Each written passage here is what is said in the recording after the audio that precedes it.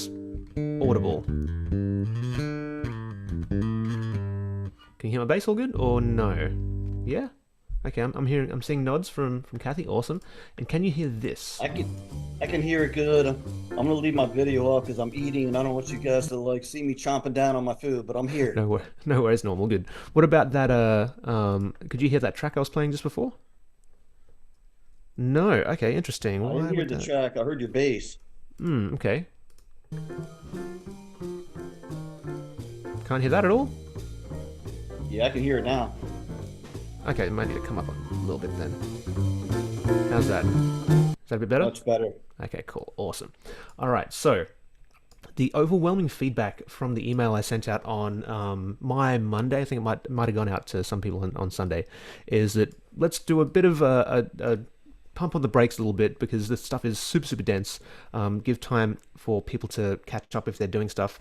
The other piece of super useful feedback is something to do around, I guess, the format. Because right now, I asked early on if people would prefer like something quite prescriptive, like do this and then do this and do this, or if they prefer a more optional kind of approach.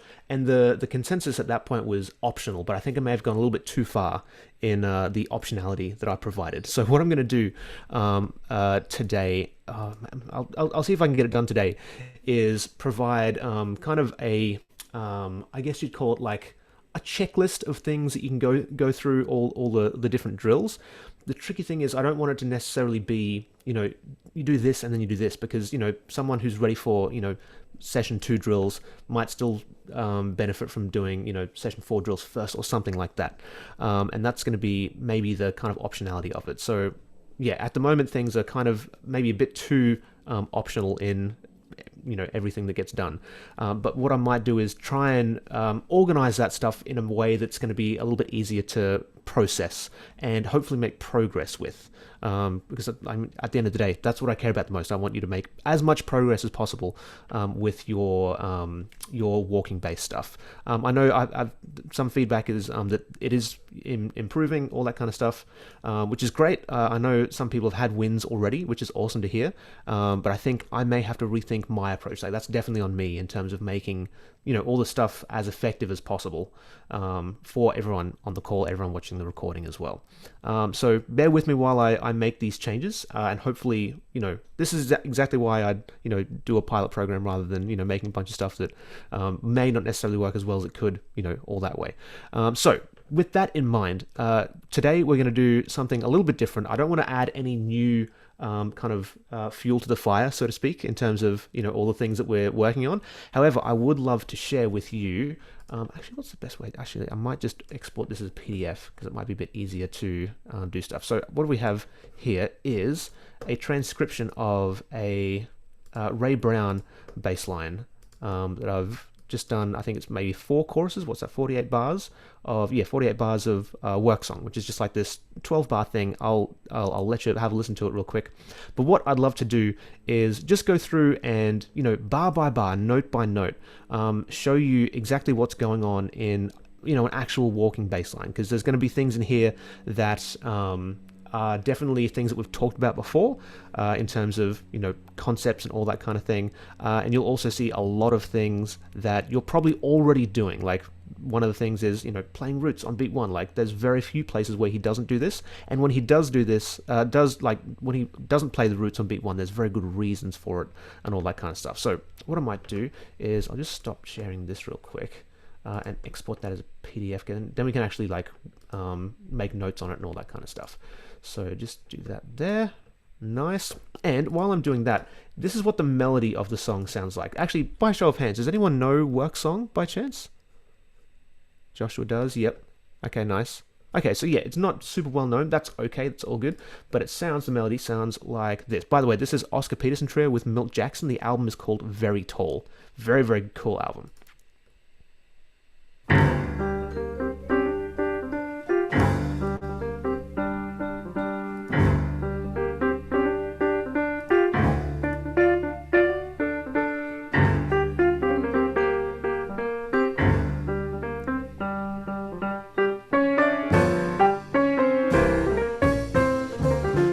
Then they play the melody again.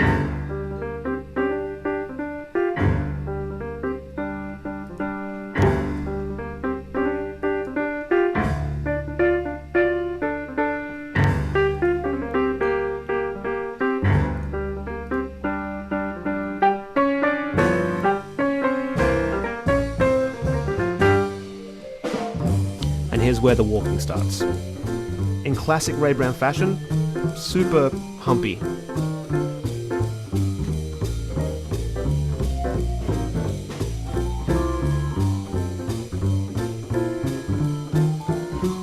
And this is recorded, I guess in stereo. The bass is super strong in the left channel for some reason, which can be good because you just, if you're wearing headphones, you just like take the right side off and it makes the bass, even a little bit easier to hear, which can be helpful, right?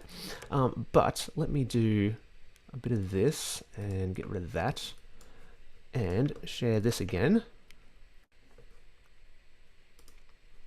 Hold on, why is that? There we go. Okay, cool. Now let me line it up for the start of the walking.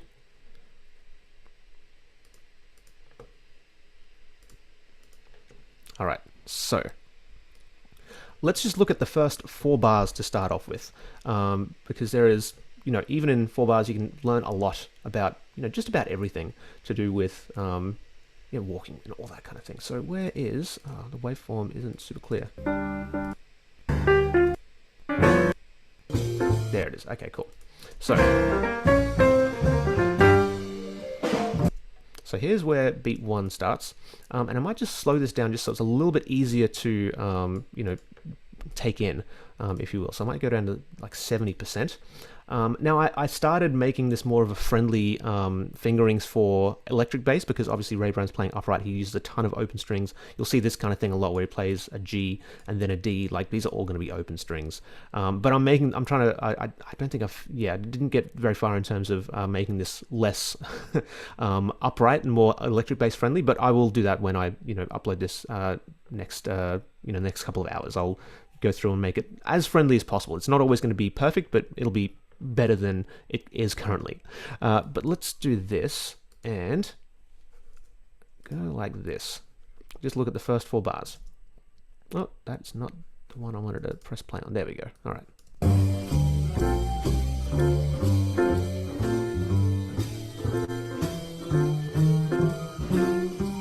So just in that 4 bars there, number 1, I'm hearing tons and tons of push in Ray Brown's playing. If we take it back up to 100%,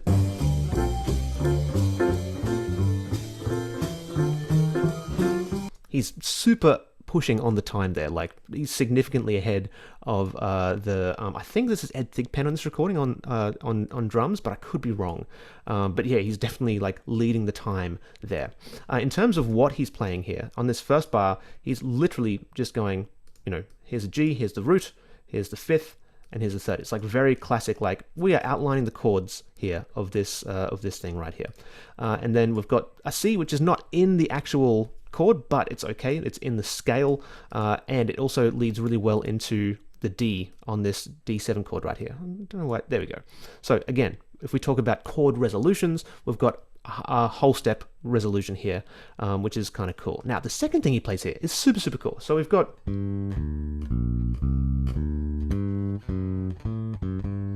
this kind of thing here. We're playing over a D7 chord. He's playing D, G, D and G. Now G is one of the avoid tones that we talked about, I believe, in session 4.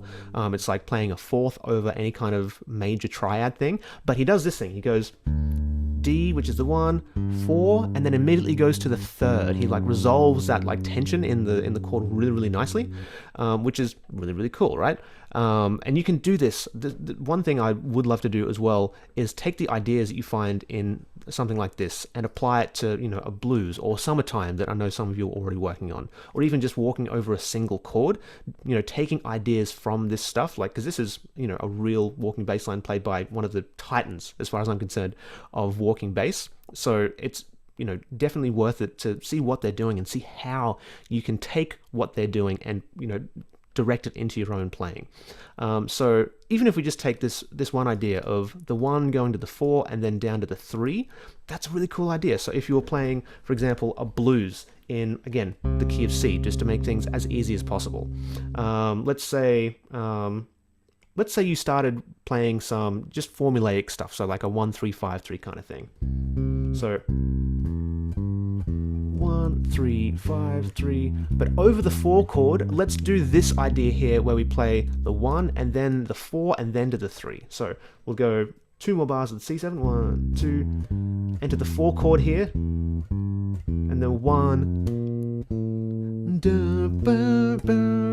Works really well, and the reason it works is because, you know, beat 1 is going to be our strong rhythmic bar. Obviously beat 3 is going to be our, you know, secondary strong rhythmic bar, but beats 2 and beat 4, they're kind of open game in terms of what you can play there. Like you're going to find most chromaticism, most kind of notes outside the key, outside the scale on beats 2 and beats 4. And playing an avoid tone on beat 4 is totally fine because it resolves super strong to the chord tone that it clashes with essentially on that beat right there. So, you know, in this case, it's a chord. On a C blues, on that 4 chord, we just did the same exact idea, just on an F chord instead. So 1, 4, 3, and then depending on how you want to do that next is, you know, completely up to you.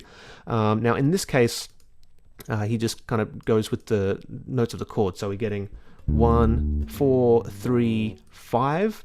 That A right there, and that's the F sharp again is at 3.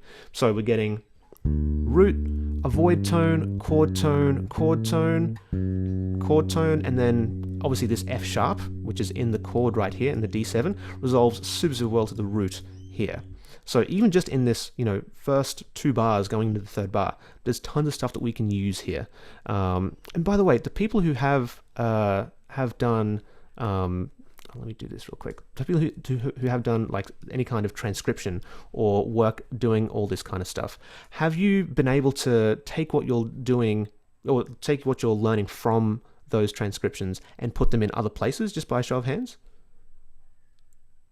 Yeah, okay, so Walter's like, yeah, sorry, Joshua was like, yeah, and Walter's like, yes, okay, cool. That's great. Like, and you can do this, by the way, with not just ones that you do yourself, but you can do this with the transcriptions that I've already given you, like the ones from, I believe, even in session 1, doing the twisted and the other C blues. I can't remember the names of the ones I gave you, but taking ideas from there and like putting them into your own playing, and not just using them in the context that they were originally played in, but putting them in other contexts as well. That's like the next kind of level above just simply playing what they played. Like there's going to be great value in playing along with, you know, great bass lines, because they're going to, number one, work your rhythmic feel, and they're also going to tell you a lot about, you know, how a good bass line sounds, a good walking line sounds. But the next step above that is to do exactly what we're doing here, and figuring out the principles which underlie what's happening, and then use those principles in your own playing. So this idea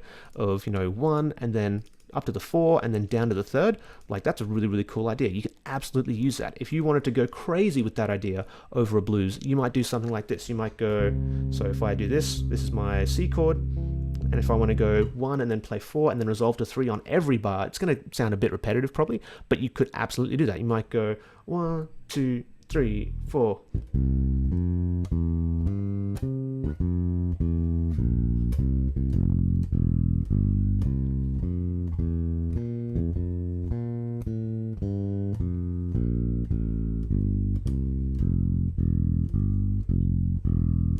Something like that. I think I messed up on the very last chord there, where I went to the 5 chord or whatever it was, because, you know, I was getting sick of doing the same thing over. But you can do that kind of thing. You can take tiny little ideas like this 3-note phrase, this like 1, 4, 3, and then play it everywhere. This is how you can get really good at you know, doing all this kind of stuff and making it, you know, natural, making it your own. I wouldn't do this with every single thing you find. Like, that's not going to be as useful. But if you come across something that you really like the sound of, the process that I would recommend you go through is figure out what it is they're doing and see if you can replicate it other places as well. Whether that's the same exact chord, so doing the same thing over, for example, a D7 in this case, or what we just did and taking the idea and putting it, you know, at different places in the harmony. It's going to be a little bit trickier if the chord changes. So for example, if you wanted to take the same idea and play it over a minor chord, you would have to change, you know, the shape a little bit, but the principle remains the same. You could play the 1, go to the 4, and then the 3. So if you're playing, you know, for example, Summertime, summertime. Da, da, da, da, da. You can do the same exact thing, just replacing, in this case, it would be a D minor 7 rather than a D7. So instead of playing an F sharp, you would just play an F natural. So you play something like a summertime. That works really well. You could even do it over the G chord. And then back to the D chord. So yeah, again, taking that same idea, the same concept, the same underlying principle, and putting it in other places. Because there's a big difference between just learning the licks and learning the principles underlying the licks.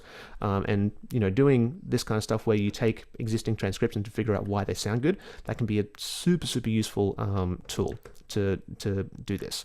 Now, we've only just talked about the first couple of bars. So let's up the tempo just a little bit. Actually, before we go on, are there any questions that anyone has so far about what we're doing here, about the process, about anything at all that I can help answer, or anything at all that I can help with? Is this process making sense to people, just as a general thing? Okay, sweet. I'm getting thumbs up. Excellent. Yes, that is what we want. Okay, cool. Let me go back to sharing the. Here it is. There we go. Okay, perfect. So let's move on to the second 2 bars. So this is going to be interesting. This is kind of cool because we have the first 2 bars. They sound like this. Oh,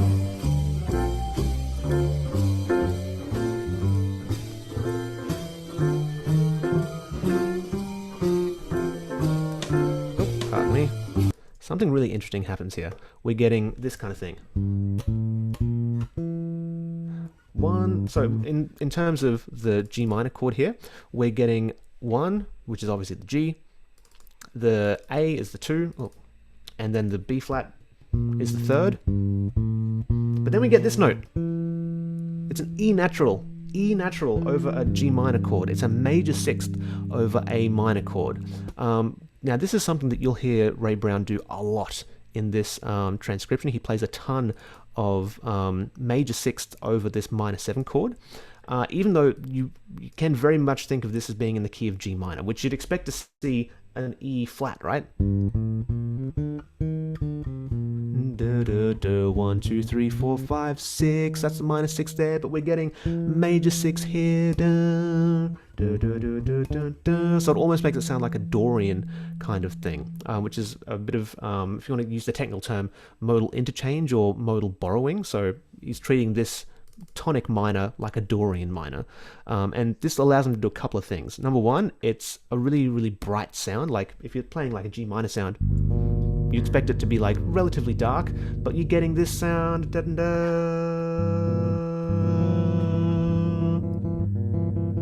Yeah, so it has this very, very bright quality to it. And it also, which is going to make a lot of sense when you look at what happens in the next bar, it lets him do very melodic things over this D7 chord, because on this D7 chord we're getting 1, flat 2, I guess, natural 2, and then major 3rd. Now, the D, obviously that's in the key. The E flat, that's definitely in the key. In this case, it's notated as a D sharp just because it makes it a little bit easier to read. But this note is definitely not within the key. And this F sharp isn't in the key, but it is in the chord. This is exactly what we were talking about in the last session with the minor keys having major or leading tones here. So this is exactly what's happening there. But having this major second in here as well as the kind of minor second, we have this really cool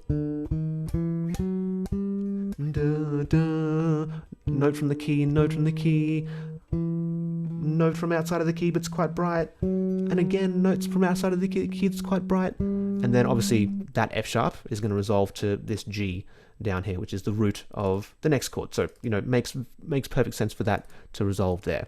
But you'll see him again use these E naturals over G minor 7 chords not the whole time, but a lot of the time. Like there's one here where it's some more of them. There's an E natural there, but that's over the D7 chord, so that kind of counts, but not really. Where else are we? None there. Those are all E natural. Here we go. Look at this one. This one's on beat 1. He's playing a note that's outside of the key on beat 1 right here, and we'll talk about that because that's a very kind of specific thing. Again, he's having it having an E over this one here. So again, this idea of playing the major 6 over minor chords. Another one happens here. Another one happens here. So it's almost like he's not treating this like a regular minor scale at all. It's almost like he's treating this like a Dorian sound the whole way through. Now, that's not to say that he never plays the regular minor sound, because he does. He plays it, for example, right here. And he plays a lot of E flats when they're in the chord, like, for example, this one here. But when it's like a long stretch of just G minor, often he's thinking about that in terms of the Dorian, not the kind of regular minor that you'd often expect. And this is true for a lot of jazz musicians. Their kind of default, for whatever reason, happens to be Dorian minor rather than the natural minor. And the jazz theorists have a field day talking about like which minor scale you should use. I don't really mind either way. Some people have very strong opinions. I have very weak opinions and very loosely held on at least on this thing. Like if you want to use the regular minor over a scale, that's totally fine. But when Ray Brown plays Dorian, it sounds great to me. Like this doesn't sound bad to me at all. It just sounds, a bit brighter than you would expect from like a regular kind of minor sound. But that's, again, something, for example, if you were playing over summertime, like we talked about in the last session, if you knew your modes and you knew, the sound that they had, you could potentially use a Dorian over that D minor sound, like use a D Dorian rather than the D Aeolian, and that would work. Depending on who you're playing with, they may enjoy that sound, they may not. More than likely, they're not going to notice that much. And if they have experience, they're going to know that either is really acceptable. It's not going to be a big deal at all. Unless you happen to be playing with, one of the jazz police who are like, oh, no, it must be this particular way. Like, in which case, you say, oh, yeah, you're so right. And then you do whatever you want anyway. At least that's what I do. And they don't complain that much, so it can't be that bad. But let's move on, because there's still some more really cool stuff that we can talk about. Is it here? Yeah, okay, cool. So bar 2.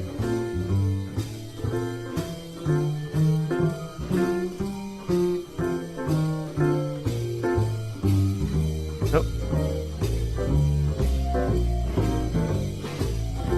Now, second lot of 4 bars, very, very scalar. Like, look how beautiful this line just physically looks like. Just all this kind of falling motion. And then we get a little bit of staggered stuff here. But this is just one big scalar line all the way down to this low G right here. This is like really, really beautifully constructed. Like, it's not always that you can create something as, pleasing as this, that starts at the high G and then ends 2 octaves below on this one. And he's not just going down the scale here. So he's playing, in this case, 1, 7, major 6, flat 6. Now, something that's really cool here is that he's essentially using the chromaticism here to set up the 5th right here, this D on beat 1 of this bar, because we have 2 bars of G minor here, and we're getting the root on beat 1, we're getting the 5th on beat 1 of the following bar. It's just really textbook example of how a walking bass line is constructed. And again, you can use this idea in your own playing as well. You can think about, if you have a chord for multiple bars, you can think about targeting the 1 on the first bar and targeting the 5th on the second bar. So aiming to play the 5th on the second bar of that chord that lasts multiple bars. So for example, again, if we're using the summertime example, you can think about the D minor chord. You have that for 4 bars there, which again provides definitely tons of opportunity for I guess variation, because if you always come back to the root every single time, especially on chords that last for multiple bars, it can get a little bit monotonous, a little bit repetitive. And Ray Brown knows this, so that's why he, on chords where there are multiple bars per chord, he will often do this, where he'll play the 1 on beat 1 and then target one of the other chord tones, often the 5th on the 2nd, 3rd, or 4th bar. So if you were taking this idea and playing it over summertime, you might go, okay, let's see if I can play the 1 on beat 1 of the first bar and try the 5th on beat 1 of the second bar. So you might go, just try out going up the scale. That would work really well. Just going back down the scale is going to do the exact same thing in reverse.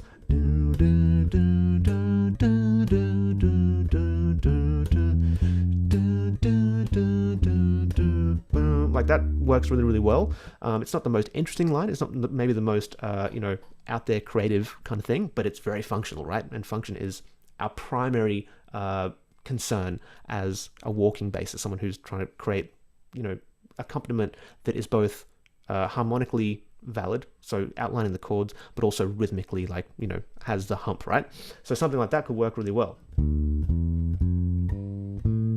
If you wanted to go even further, you could actually take this same idea, because if you land on the fifth, it means you're essentially, you could think of it as being this kind of thing where you've got a 1 chord and then a 5 chord. You could just take this exact idea. So the 1, flat 2, natural 2, and then the major third. And this is if I'm talking about in terms of summertime. We've got D minor, and the fifth is obviously the A, but you can take this exact idea and just play it starting on an A. So you might do something like this.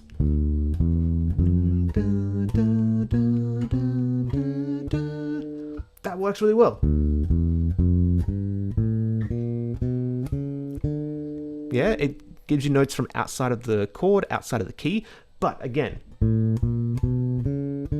it perfectly sets up the next beat 1, which is obviously going to be that D. So again, we're taking ideas that exist in one context and transporting them to other contexts. In this case, we took the exact same idea and just applied it to a different chord. But you can take this exact same idea, apply it to different harmony, different everything. The principle is everything is basically setting up. Everything in this bar is basically setting up this note right here. For some reason it highlights sometimes, but not other times. It's quite annoying.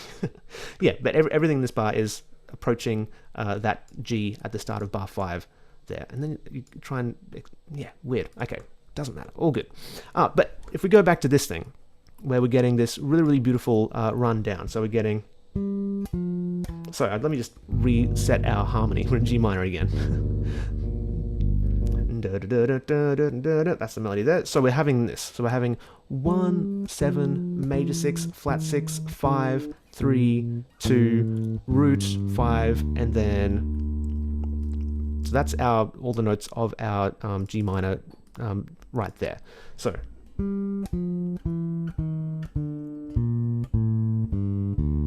Yeah, very, very kind of inside the harmony, with the exception of this one note right here. But again, that's just providing a bit of color, Dorian sounds, but he's also using the flat 6 there as well. So very much interchangeable.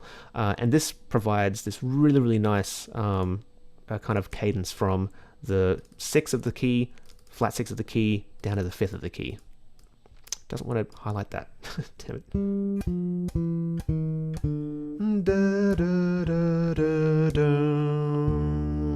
Works really, really well. Ultra smooth. Again, you can absolutely use this idea no matter where you're playing this kind of thing. This is almost like the reverse version of this. It's not quite the same because we've got like this. It approaches from above, but it's like the reverse.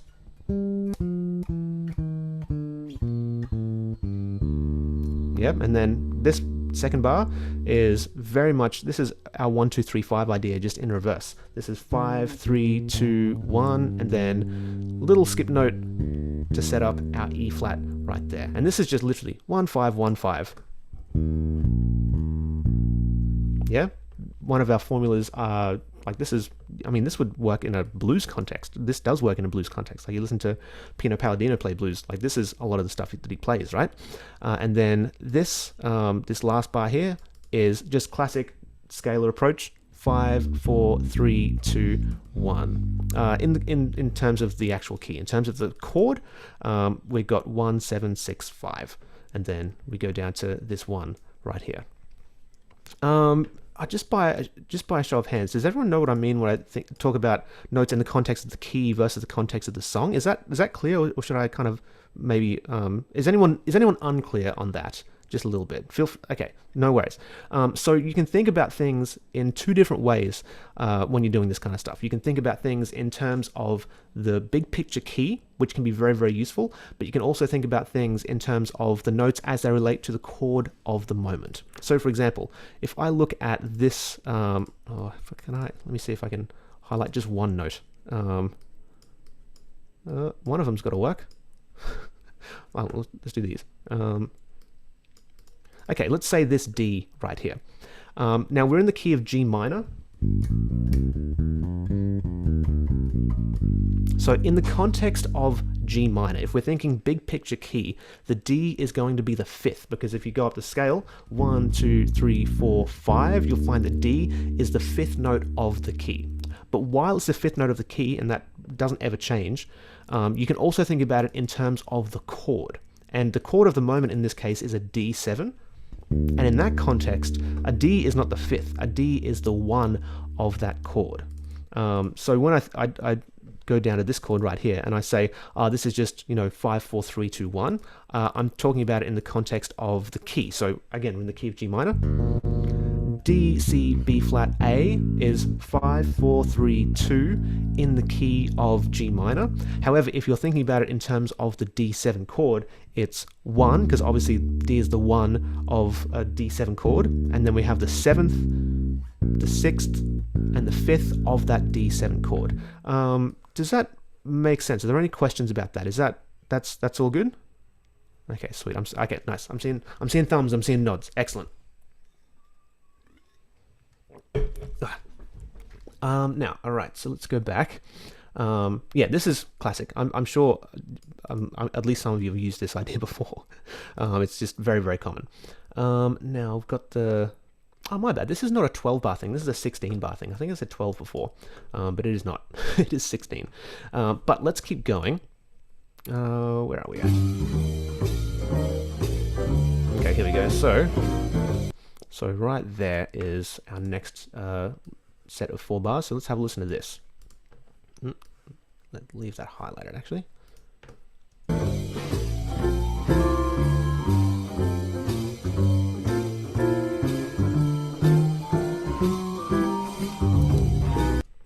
Now, does anyone notice anything familiar about this set of 4 bars? Have we seen any of this stuff before? Is this familiar at all to anyone? Maybe, maybe not. Because this is very, very similar to what we had in our first lot of 4 bars, especially this second bar right here. We have 1, 4, 3, 5, 3, and then up to the root here. This is the exact same lick, note for note, as we had here. Oh, goodness, in this second bar. So 1, 4, 1, 4, 3, 5, 3. It's even on the same chord. On that D7, we've got 1, 4, 3 of the chord, 5 of the chord, 3 of the chord. It's the same exact thing. Yeah? So this tells us a couple of things. Number 1, he liked that idea enough that he played it twice. And number 2, you can play things more than once. Like this is something I really struggled with when I was like trying to learn how to walk. I was like, oh, everything must be like a completely original thought at all points. I must be improvising at all times. And, there's some validity to that. You don't want to fall into playing the same thing, every single form or every single bar. Like, you don't want to play the same formula over every chord, every bar. Like, that's going to suck the life out of it and suck the fun out of it and be kind of dull to play with. But that being said, this is something that Ray Brown has in his vocabulary so deeply that he will play it, I'm guessing, unconsciously multiple times. And that's okay. That is totally fine. It is not a problem to repeat yourself, multiple times. And even in, I think some of the other transcriptions that I've given, I think maybe the Art Blakey one, there were like some repeated ideas in there as well. But even then, have a look at the similarities between these 2 bars. These last 2 bars up here, these top right ones, and this as well. This is very similar. If you look at the G minor, we've got G, A, B flat, and then an E. We don't have the exact same thing here, but we have something pretty similar. We have G, A, B flat, and then instead of an E, we have a C and then a G, a little kind of skip note here. So the first 3 notes are the same. We just have something slightly different in beat 4 there. But then if you look at this, we have D, D sharp, E natural, and then F sharp up here. We have D, D sharp, E natural. Okay, it doesn't want to. There we go. E natural, and then F sharp right here. again, it's the same idea. He's put a little extra skip note in here, but the same basis of the idea is the exact same. So these two bars are very, very similar. They're not the exact same, but super, super similar to these two bars up here. So it's, again, something that you can absolutely take away from this is that you can reuse ideas. That is okay. There's nothing wrong with that at all. And in fact, he even reuses the same idea here as he does here. It's just going up the scale, 1, 2, 3, 4. Does the same thing here, 1, 2, 3, 4. Puts a little extra skip note in there, but it's the same idea. So bar 9 and bar 11, same exact thing. So again, these are going to be things that he's played multiple times before in his life, probably thousands of times. He's probably played, thousands of G minor chords and played something, if not this exact line, something very, very, very similar, because not only does he play it there, he plays it here as well. This is not a bad thing at all. I'd see this as being like a really, really cool thing, because it lets you do more with less. You don't need to know every single possibility. You need to find the ones that you really like, and you can just pound them until you get sick of them, and then you just add more things to the arsenal over time. What you'll find with like people like Ray Brown, or basically anyone who's been walking for any length of time, is that they will have things that they play over and over again, but they've found those generally by doing a lot of work to figure out what it is they like and what speaks to them, and then they kind of reproduce that. And so lines like this one, or this one, they obviously speak to Ray Brown, so he uses them, again and again and again and again, right? Now, this song is very interesting in that it's mostly in G minor. We have lots of G minors. This is from the key of G minor. That's, in G minor. But then we have this chord right here, a G7. This is not a G minor 7, but a G7. So it's the difference between this, G minor 7, and then G7. So we have a much brighter chord here. Pardon me. And then we're actually getting the third outlined right there, that B natural right there. So actually, let's listen to it before we start talking about it. There we are. Here it is, right here. So here's our beat 1 starting on bar 13.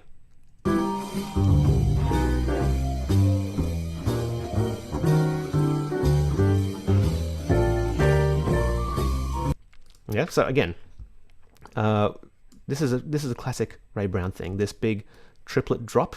And again, most of the time when you see upright bass players play these, they're going to be on open strings. So he's playing an open G there and an open D here. These aren't as practical on upright bass, on electric bass, because the open strings just have a different timbre to them, so it can break the flow of the line a little bit, but you can still absolutely use them if you like. So on electric, this would sound like, yeah. So, and here I'm actually just, actually I'll just do a bit of this so you can see my fingers a bit clearer. So, playing the 12th fret, and then playing it again, pulling off to the open string, and then kind of raking down with my middle finger on my plucking hand there. And doing that, it does give your hand a little bit of time to kind of make the shift down there. That's exactly what upright bass players will use it for, because they're very comfortable usually in those lower positions, especially like first, second position. They usually feel quite comfortable there. So jumping from high down to low, they're usually going to go to those positions just because they're most comfortable. You don't necessarily have to do that yourself. That's very much an upright bass thing, but you can if you want. It's all good. Let me go back to sharing this. The other thing as well with this is, regardless of the key or the chord, upright bass players will often use the open strings anyway. So even on like an A flat minor chord, like if they're doing big triplet drops like this, they'll often use open G's and open D strings, even though they're not part of the chord or the key, because the point isn't to outline harmony here. The point is to give a rhythmic kick, and that's exactly what happens here. It just happens to be on a chord that supports that open G string, that open D string, but then he goes down to this note down here. So even on a chord where it wouldn't make sense, you'll often find open strings being used because, number one, it's not about the notes, it's about the rhythm, and it just gives an opportunity for those position shifts to happen and all that kind of thing.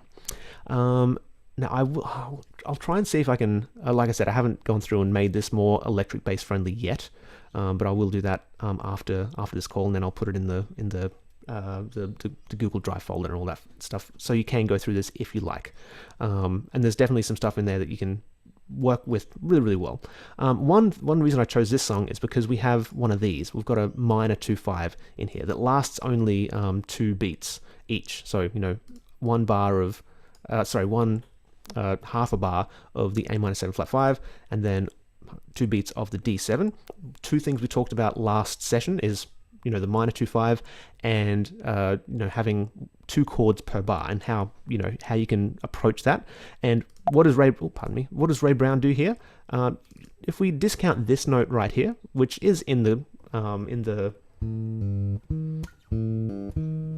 in the chord, but it's just a little skip note. It's the note here isn't as important as the rhythm here. But we've got an A, which in the context of an A minor 7 flat 5 is a 1.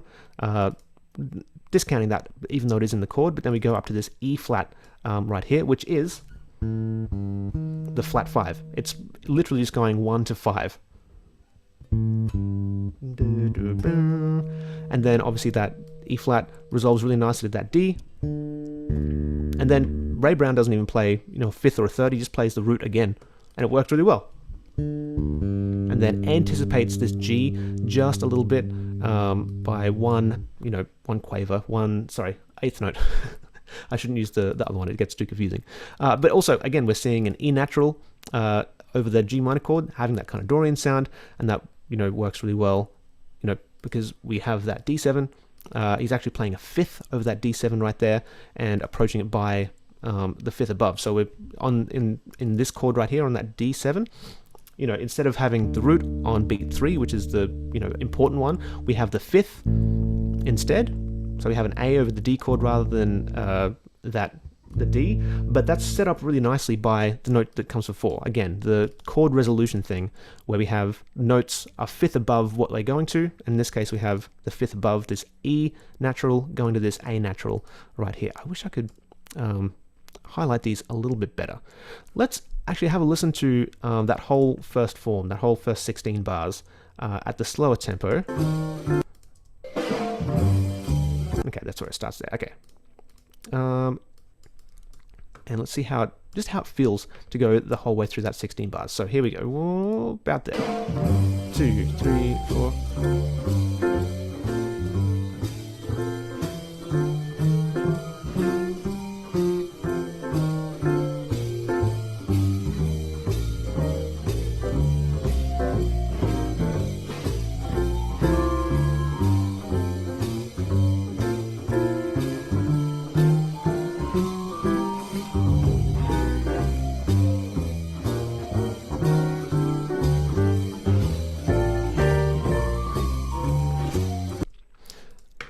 Now, those of you who have gone through, and I know a bunch of you have gone through and transcribed at least part of Parker's Mood, the Chris McBride thing, or I think some people have even done more than that, which is great.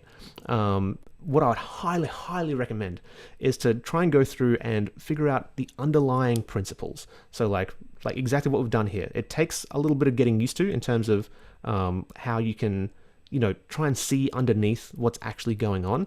But if you can, and you can apply it to other, not just playing that same song, for example, like playing it on work song, but taking the ideas and playing it other places as well, and not even just like songs that would typically use a walking line. You could use these ideas in just about any genre, right? So like that idea. Let's go back here. This is where things get really fun because you can do so much stuff. This idea that he plays over this D7 chord, this like 1 4 going down to the 3, like 1 4 3 in relation to the D7 chord there. You can absolutely use that idea in other genres. So if you're playing like a funk thing over, let's even change the chord. Let's say we're playing over an E chord because funk musicians love to play an E. So if you're doing like a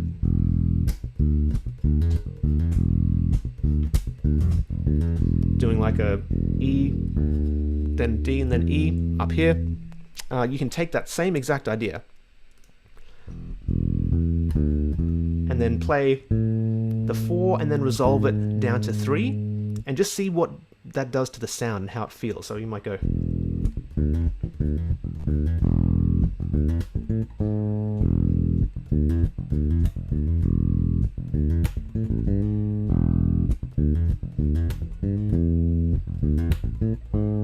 The trick with this is that you have to place the third, which is the actual chord tone, on the strong harmonic beat. Sorry, the strong. Oh, I guess it's both the strong harmonic and rhythmic beat. In that case, I was going.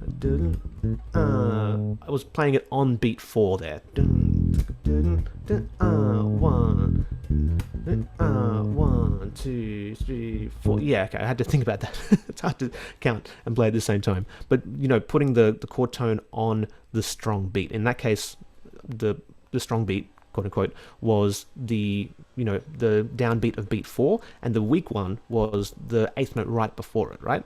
So this is exactly where you can take the ideas from walking bass and just apply it to literally anything that you could possibly imagine, like whether you play country music. Well, country music, it can, depending on the kind of country music you're playing, it might be a little bit trickier. If you're just playing, if someone's expecting you to play like country two fields the whole time with like the occasional walk up, there's maybe not quite as much bandwidth to incorporate some of this stuff. But that being said, you can still try. But whether you're playing rock, gospel, jazz, like all the funk stuff, like you can absolutely use these ideas from walking bass in a bunch of different places. And I would highly recommend, if you are doing transcriptions, to see if you can peer underneath and figure out the principles of what's going on. Now, we've just done the first I think 16 bars, but there's another, I think two or three that I'll include as a download, and I'll put the recording in the doc as well, just so you can check out the whole song. Because again, it's Ray Brown. One thing I forgot to mention as well is something that Ray Brown does very, very well, probably better than anyone, at least in my opinion. But I'm definitely a Ray Brown fanboy. But he goes up super high on his bass. Like he goes up to this high G. It's a lot easier to get away with this on an upright bass because the sound is a lot thicker, and especially Ray Brown's sound. Ray Brown's sound is very, very thick. So even though he's playing up on like the double octave Gs, like this note, it still feels like nice and warm and wooden and very, very round, which isn't always the case when you're playing on an electric bass, because once you start getting up past like I guess it depends on your bass and your touch and all that kind of thing, but once you start getting up past like maybe this D right here, for me I feel like the kind of bottom kind of really starts to drop away just a little bit. And also the context in which he's playing this makes a huge difference here. So if he was playing with like a 17-piece big band, I doubt he'd be going up this high, because you'd need a bit more support in the low end if you're like supporting that many people. But he's playing with, I think, just a quartet. So yeah, Oscar Peterson, Ray Brown, Ed Thigpen, and then Milt Jackson. So just quartet. So there's a bit more space for him to play up high in a way that I wouldn't necessarily recommend if you're playing electric. If you're playing uke bass, you can probably get away with it, because again, those things have very kind of round, woody sounds, so you have a little bit more leeway with those things. But even then, if you start playing up that high on a uke bass, they start to get a little bit tricky to play, so even then may not be the best idea. But yeah, if there's one thing I'd like you to take away from this, is that you can look at any walking bass line and try and pick out the things that you can take from it and really try and apply those to your own playing. Are there any questions about this? Are there any, for example, does anyone have a transcription they're working on that they're not sure how to do this with, for example? Maybe not? Okay, in that case, that's totally fine. So Go for it, Noel. yeah, I don't really have anything that I'm working on right now with this, but an ideal came to my head um, from what you're talking about, and where those positions are within the scale and the chords.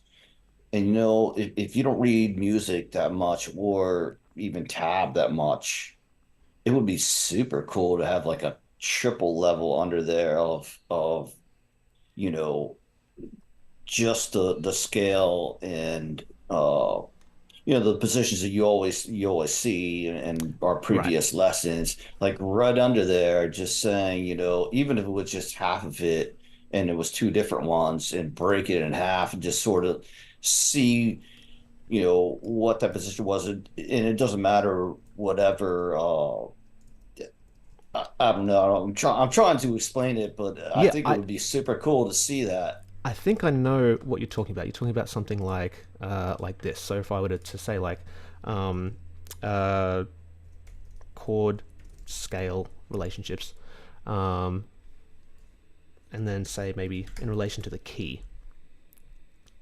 Oh, hold on. Need to make this as long as possible. Also need to make it smaller so it'll fit. How to do this here? That'll work. All right. So in this case, we're thinking about the key of G minor. Oh, pardon me, G minor. So in that case, this G would be a 1. Oh, that's not what I wanted to do. Is this kind of the thing you're talking about, Norm, where you have like the 1, and then this would be a 5th, and this would be the 3rd, this would be the 4th, oh, pardon me. And then if we're just thinking about the key, this would again be the 5th, and then the 1, and then this would be the major 7, and the 2, major 7, and then the 1, 2, oh, pardon me, 3, and then major 6, and then it's going to be 5, 6, major 6, and then make this a little bit longer, major 7. Is that kind of what you mean, Norm? That's even cooler. That's like a third, that was like a fourth level. What I was thinking was like to actually see um like a graphic of what you show in like a regular scale or mode or chord, like graphically a picture of like the shape. Ah, okay, right. I see what you're saying. So like if you're using like It the doesn't, the it doesn't have to be like perfectly like the tab will do that for you, but it would be cool to see like a visual of the actual shape that you show in your chords and modes and scales on the bass. And not that you're going to play that in any one certain position because you can play it in any position, yeah. but it would be cool to see. It would be cool to see the shape. That's what I'm Yeah. talking about. The Yeah, shape. I think some I think it's more so for actually I'm not sure. I have seen things like what you're describing where they'll have like a little chord diagram like above sorry, a scale diagram above each chord that shows you like kind of the options. Is that kind of what you're talking about? Yeah, yeah. Yeah. So Yeah. and that's like a perfect role for me. But this works. Yeah. The other thing you can do is the exact same thing, but with I'm gonna have to move this down. Is changing things so they relate to the chord of the moment. So like chord scale, but for the let's say chord of moment. So in this case, this first bar is going to be the exact same because we're on a G minor chord. So it's going to be 1, 5, oh, whoops, 3, 4, but then it's going to change on every chord that's not a G minor. So if we're looking at the chord of the moment, this is a D7. So what is this note? It's a D, so this is going to be a 1. A G over a D7 chord is the 4th. The F sharp is the 3rd. And then the A is a 5th. And then back to the 3rd again. So see how, just move it down so it's a little bit out the way. See how this is the exact same as this down here. But when we get to a chord that changes, obviously this is going to be different because we're thinking about it in slightly different ways. This can also be a useful exercise to go through if you're like working on, transcriptions or anything like that, just to see how different bass players approach different things. It can be a fairly useful exercise as well. Personally, I find the chord of the moment to be a little bit more useful than the chord scale just in relation to the key. Let me just make it a bit more clear, hopefully. Just because, especially in songs where the key changes or like the tonality shifts a little bit, it becomes a bit less useful. This one, we stay pretty much in the key of G minor with some we go to a G7 chord here, a C7 chord here. Those aren't in the key of, the natural minor, but that's okay. So in general, it's probably a little bit more useful to think about the relationships to the chord of the moment rather than the key. You can think about them you can think about it in terms of both things, but yeah, that's how I would kind of give it importance. I would treat this as maybe just a tiny bit more important than this one, but either way is going to be a good eye-opening exercise for anyone going through this kind of thing, looking to figure out what different bass players are doing for all that kind of stuff. Just out of interest, pardon me. Look at this. Would anyone like the like that kind of analysis on that transcription, or would you like to do it yourself, or who would like that kind of analysis for that transcription? So Mary says yes. Norm says yes. Well, yeah, okay. So okay, how about this? Who would like to do it themselves? Who would like to go through the exercise of figuring it out themselves? Okay, so I've got a bit of a split. I'll give both. I'll give the analyzed version and a non-analyzed version. If you could also just go through the non-analyzed version, analyze it yourself, and then check how it relates to the analyzed version. So you can check yourself, because it is a very useful exercise either way. The other thing that is always going to be a good thing is just playing along with recordings, even if they're not, even if you're not playing the exact same thing. So I think we talked about this around session 2, I think. Just playing along with really, really good bass players. I played along with so much Dre Brown without having transcribed the actual notes that he was playing, just to get the time feel and get that kind of that feeling of insistence, that feeling of the hump, that really, really, really forward in the time kind of feeling, because that's half the battle in terms of making these walking lines feel the way they should. And again, that's going to apply across a ton of different genres as well. If you can have that flexibility to push on the time or pull back on the time, it's going to be super, super useful doing all that kind of stuff. Now, I hope this is at least a little bit helpful in terms of seeing some of the things that we've been working on in a real bass line. So some of those formulas, they exist here. The 1-5, the 1-2-3-5, the reverse 1-2-3-5, the chord resolutions going from a half step or a whole step or a fifth above or a fourth below, all that kind of stuff. It can be a little bit tricky to see these things if you don't have as much experience. The more you do this though, and the more you figure things out for yourself, the more you're going to see it in the the bass lines, the transcriptions and stuff that you either figure out by yourself or you look for and find. There's if you type in just about any jazz standard bassline transcription, there's either going to be people on YouTube videos who have transcribed them, or people who have transcribed just on wherever they are. There is a website. It's just called jazzbasstranscriptions.com, I think, maybe, that has a bunch of jazzbasstranscriptions.com.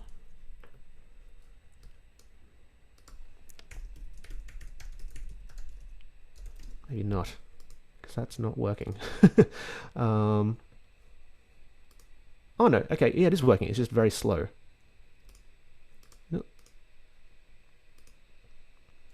Oh, okay. Let's see.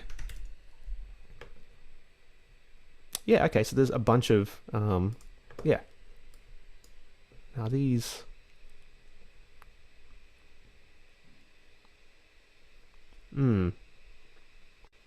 okay. No, this is not the place I was thinking of, because these are paid ones. The place I was thinking of was just a free resource with tons of different bass transcriptions, but it mustn't be that one, because yeah, that's not what I was thinking. But yeah, if you go through any of these things, you can absolutely any really good walking bass line, you can learn something from, whether that's a rhythmic thing, whether that's a harmonic thing, whether that's a melodic thing. the one that kind of stood out to me in that first form is that really this one here, like this really long, just kind of descending one that kind of goes through that whole thing. If it was me and I'm like, I want to play a bit more like that. How could I figure out a way to do that? What I would do, I'd be like, okay, let's make an exercise out of this. Let's play whatever we're playing and see if we can just fall down in like a scalar way as much as possible, like a full 2 octaves. So, for example, if I were playing a G blues, just because high G and then low G, let's see if I can successfully go in like a scalar way, make sure the chords are all outlined, start on this high G, end on this low G, and see if we can play that whole 4 bars kind of within that construct. So let me think about it in terms of G chord going to a C chord and then back to a G chord. See, it's a little bit tricky then because the next chord is going to be a C chord. So it kind of breaks our like thing. Either way, let's try it anyway. It'll be fine. Let's see. 1, 2, 1, 2, 3, 4.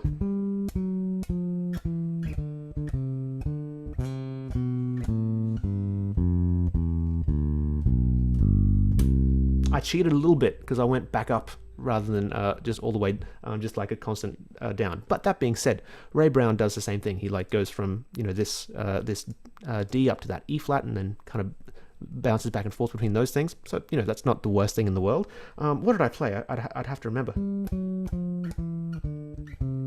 There, yeah, I went. The reason I did that is because I wanted to target the B on beat 1 of the next bar. So I had 1, 2, 3, 4, 1, 2, 3, 4. If I'd kind of gone to that B a little bit earlier, then that have that kind of premature articulation kind of thing, which could still work, but it might just be not as kind of harmonically sound, if that makes sense. So you can take these ideas, take the things that you find in really good walking bass lines, figure out the structure underpinning them, see if you can make an exercise out of it. Again, focusing on either the same chord, different chord type as well, or just like something like that melodic thing where you're like, let's see if we can make like a really nice descending melodic line. You could even do the opposite as well and do like a really big ascending line, which kind of happens right here, like from bar 9 all the way up here. It's the same thing in reverse. It's this G, low G, and ending up on this high G right here. Same kind of thing. He does bounce around maybe a little bit more than this one. This one's maybe a little bit more constant in its falling, although this bar is a little bit of an anomaly there. But that's that's okay. That's, again, it's about what sounds good, not what's going to be technically correct on an exercise or something like that. Now there's a couple of questions in the chat. Possibly, Martin. Jazz capacitor. Yeah, this is looking more like it. Yeah, this is the one.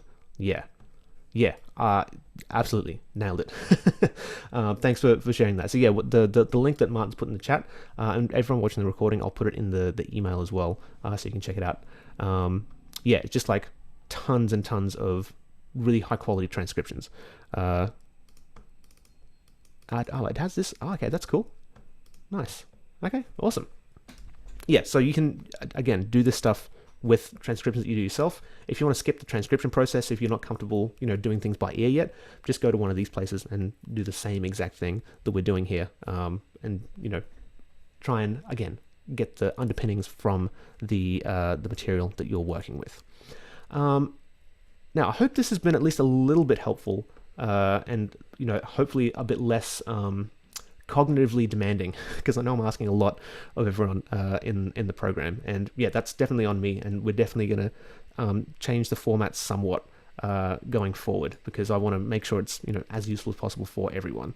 But are there any questions about the stuff we talked about today, or more generally questions about the material that you're going through yourselves?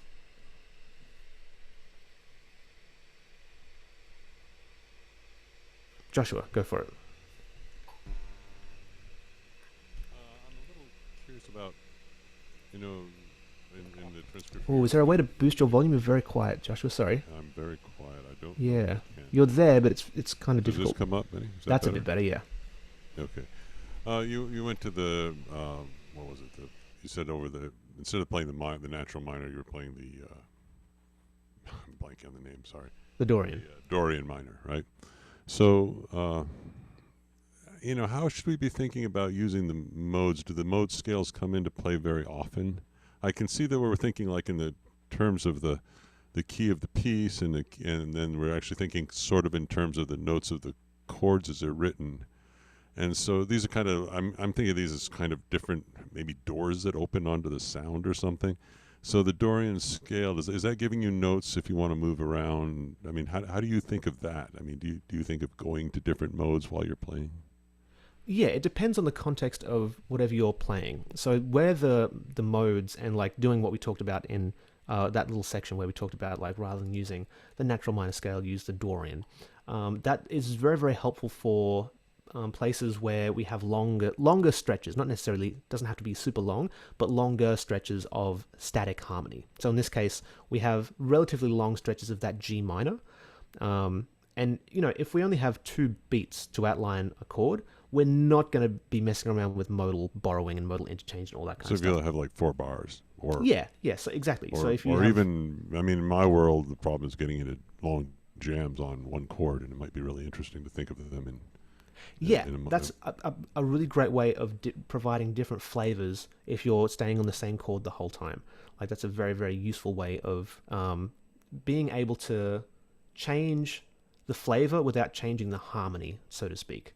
So like if you're, doing like a like a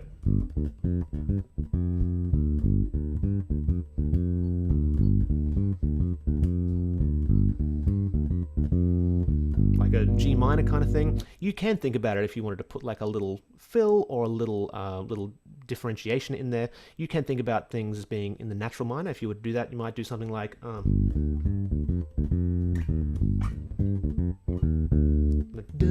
using that E flat there.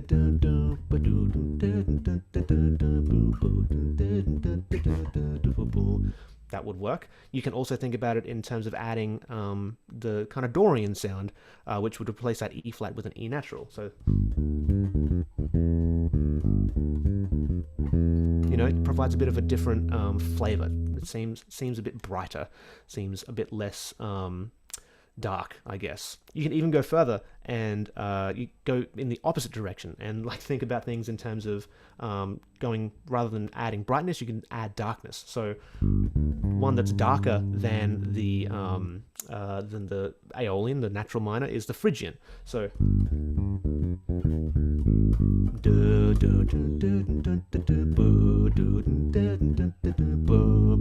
you're not necessarily changing the chord, you're changing the flavors around that chord. You have to be reasonably careful with this depending on who you're playing with. Some people are really into it, some people do not appreciate it. If you're playing with flexible musicians who are all about that stuff, they'll hear it and they'll be like, oh yes, give me more of that, and num num num num num. And the people who are not expecting it or don't know how to deal with it, they'll be like, ugh, get that away from me, please. That is not what I want to hear, kind of thing. So you have the option to do that kind of thing if you would like. That's not necessarily to say that it is always appropriate, or you should always utilize those things. But yes, the place where it can work really, really well is where you have longer sections of the same chord. Because, if you've only got 4 beats to outline something, you're probably not going to go for too many, color tones like flat 6s or natural 6s or things like that. You're probably going to stick with a lot of roots, a lot of thirds, a lot of fifths, because they're the things that we're going to do most. However, if you do have 2 bars of something, you've got a bit more leeway because you've got more space in which to play those other things. Yeah, so I hope that makes sense. Does that answer your question? Okay, sweet. Not awesome. Yeah. At the moment, depending on whoever's watching this, however comfortable you are with the modes, you can start working with them a little bit. If you're not at that point yet, that's not something I would recommend that you kind of pursue at this time. And I think depending on, how can I put this? Usually the point in which you start to work with modes is when you start to get either a little bit bored, or you just know the formulas and the 1 3 5 3s, all that kind of stuff really, really well. That's the time when you can start adding in the mode stuff. If you haven't yet got to that point, I would drill the fundamentals even more, and then that's going to make, I was talking with someone the other day, and we, this idea of like you can never be too good at the fundamentals came up. So that's like definitely something I 100% prescribe to. Like no one's ever been like, his groove's just a bit too good. I don't want to play with that guy. Like, or his knowledge of the fundamentals is too, like no one's ever said that. So the more you can drill your fundamentals, the easier it's going to be when it comes time to put the other fancy stuff like the modes on top of that. If that makes sense. Cool. Now, are there any other questions? I'm very. Yeah, Martin, go for it. yeah, that was a really good exercise doing answering Norm's question. I found that quite insightful. But looking at the chord of the scale note numbers Hmm. and then the chord of the moment note numbers and seeing where they relate, I could see how once you'd done that a bit, you could work out, where you're going to shift position on the fretboard and stuff. And I've not got my head around the modes. I know Joshua's very keen on modes, but I just realized as he was talking that a good exercise for Joshua would be actually have a third line, which is note of the mode, and go through every mode and work through it. I don't know, maybe. It would be pretty similar to the chord of the moment, because the modes would relate to those like almost Right. one for one. Yeah, okay. Not Anyway, always because sorry, you go. it was good. I think that was really insightful watching you work through that. I don't know if Norm found that, but I really appreciated that question. Okay, awesome. Yeah, it's definitely something I Mm. recommend. Number one, because it's just going to expand your ear in terms of listening to different bass players and all that kind of stuff. But it's also just going to be very insightful in terms of repeated patterns, what people do. Like you, if you like, I've been doing this a long time, so I see the patterns very easily. But if you start to see if you start to like write out, the notes in relation to the chord of the moment, and you start to see, one, two, three, five pops up a lot, or like, that whole thing of like one, two, three, and then major six happens a lot. Like you'll start to see that if it's like more spelled out like that. So I would definitely recommend it as an exercise for just about anyone because it can be super super useful for sure. Glad you found it helpful. Was that helpful for other people as well? Was that like insightful? Yeah, Norm says yes. Okay, cool. Yeah. So if you've oh, Norm, is that another question?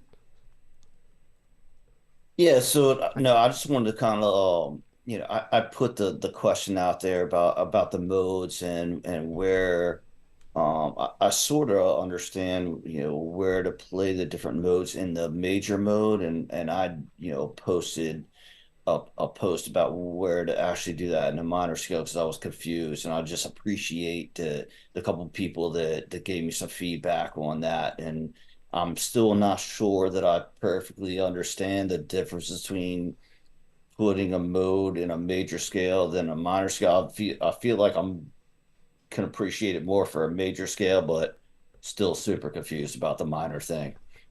Yeah, that's all good. Yeah, the kind of very densely, tightly wrapped yarn ball of confusion will gradually start to unravel the more you do it. It's very much a. But by the way, who has struggled with the modes previously in the past? I'm raising my hand legitimately here. Has anyone had like little mini epiphanies in relation to the modes and like, that makes a bit more sense now, kind of thing? Yeah, a couple of people. Has anyone not had any of those yet? Okay, that's all good. That's all good. Yeah, what will happen for a lot of bass players is that they will have like a lot of these little mini epiphanies over time. I know I like had them. At one point they seem to be happening quite frequently. Although in reality, I think that may just be my memory being a bit more colorful than maybe reality was. But yeah, the more you do it, the easier it gets. All that kind of stuff. And yeah, as always, I'm here to help. So, Yes, go for it, no? let's just say that we're playing, in whatever key, and a different chord came up in that particular key, and so would you play the mode that note came up within the key, whether that was a one or three or five, that would sound the best, that mode on the root. of the mode that in that particular position would sound the best. Let's make this a very real example because this happens in this very song. Because we are in the key of G minor, but like I said before, we get all the way down here, we get this G7 chord right here. A G minor, like a straight up G minor sound, isn't going to sound that great here because we're going to end up with B flats. The chord demands a B natural. Now we do actually get a B flat from Ray Brown here, right here on beat 3, but it's the whole point of this is to have the chromatic approach going up to this C right here, so that's okay. That doesn't matter so much. I think when we go down here, it doesn't play the third on that one there, but we do get a very strong third on beat 3 here. Now in terms of what you would play over a chord like that, that is not within, you're not going to find this in the key of G minor. Does anyone have any guesses as to what mode or what collection of notes you might play over this particular chord, this G7 chord, in this particular song? Does anyone have any ideas? Either show of hands or maybe put it in the chat. Who thinks they may know? Wrong answers are totally encouraged, by the way. It's all good. Oh, we've got someone in the chat. What are they saying? Mixolydian. Okay, interesting. Yes, I would agree. Which Mixolydian? Because Mixolydian, I would say, is correct, but the question is which, because there are 12 of them, right? There's one on an A, one on a B flat, one on a B, C, C sharp, all that kind of stuff. Because in general, if you see a dominant 7 chord, just a straight dominant 7 chord, depending on the context, Mixolydian is a very appropriate sound. In this particular case, okay, Joshua says I was thinking G. I would agree. I would agree. So if I was playing over this and I had to assign a mode over this particular G7 chord, I would say G Mixolydian. I would 100% agree with that. This C7 chord also, you will not find that in the key of. Okay, it's not, doesn't want to highlight that particular C7. Just to the right of that blue bar. I would also say that over that particular chord there, a C Mixolydian sound is going to work really, really well. A lot of, again, this doesn't work all the time because you have these D7 chords here. It's not going to sound as good there because playing a D Mixolydian is going to give you a lot of sounds outside, well, a few too many sounds outside of the G minor, and the whole point of this D7 is to, get to this G minor 7 chord right here. So this is exactly what we talked about last session with the 5 chord in a minor key. So that's one where I'd suggest maybe the Spanish Phrygian would be a more appropriate choice, which is, again, not so, and you have no chance of playing the entire Spanish Phrygian scale in these 2 beats where this chord happens, so it's not such a big deal in something like this, but it is something you could potentially think about. If I was going to be very, just 1 second, I would just have one more thing to add to this, and Sure, then no way. all good. If I was going to be super accurate with naming this chord, it wouldn't be just D7, it would be D7 flat 9, because that tells us that rather than and a 9, by the way, is just a 2 that's up an octave. So you can think of like D7 flat 2. And if you think back to the sound that we talked about, the Spanish Phrygian scale last session. Pardon me, where's my volume? We get a flat 2. We get 1, flat 2, 3, 4, 5, flat 6, flat 7, and then 1. So if I was going to be super accurate with naming this particular chord, I would say it's a D7 flat 9. I didn't want to kind of muddy the waters, but that's just to say that, even though you'd play G Mixolydian over this G7 chord, you'd play a C Mixolydian over that C7 chord, you can't necessarily say it's the same thing for this D7 chord because this is a functional chord in the key of G minor. It's, pointing back to this G minor in a way that, this G7 is not, and in a way that this C7 is not either. Now, Norm, you had something else to add or ask? Yeah, so I'm confused and I guess I wouldn't even really know how to even come up with the Mixolydian. So I would love to know how you came to that. Yeah, okay, let me do things this way. Let's go like this. So if I were to give some, now these are going to be very, I'm going to say things that would anger the jazz police. I don't mind doing it. I'm going to paint with very, very broad strokes right now, because the things I'm about to say aren't always 100% true. There are tons of places where they will not be true.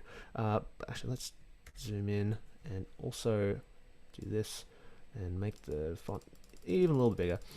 So when you see chords, for example, like G7, where it's just, there's nothing in between, there's no like minus, there's no M, there's nothing there, and also nothing after it, most of the time, you would say the mixolydian for that one.